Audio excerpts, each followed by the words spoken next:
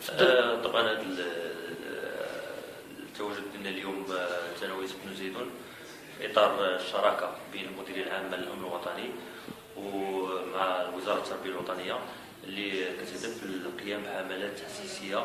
بالوسط المدرسي. هذه السنه الثانيه بعد ما قضينا السنه الماضيه، وكانت شملت الحمله ديالنا غطات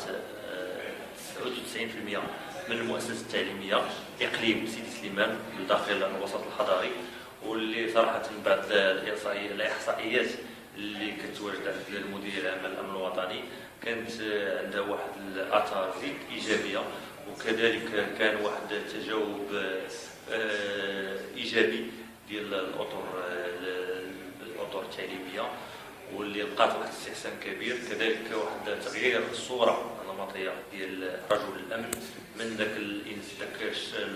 الرجل اللي كيقوم بالزجر والجريمه وايقاف الاشخاص المجرمين، كذلك استعمال الاطفال، الى ذاك الرجل الامن اللي كيجي وكيلقي العرض وكيتواصل مع التلاميذ، كذلك مع الاطر التعليميه، واللي كيساهم في التكوين ديال هذه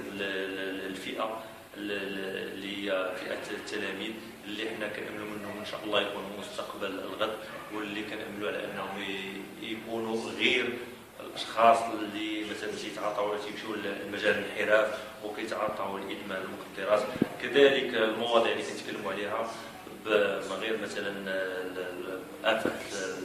ومخاطر المخدرات والادمان عليها، كنتكلموا على التعصب الجنسي، كنتكلموا على العنف المدرسي، كنتكلموا على السلامه الطرقيه، كذلك كنتكلموا على شغب الملاعب. يعني واحد مجموعه من المواضيع اللي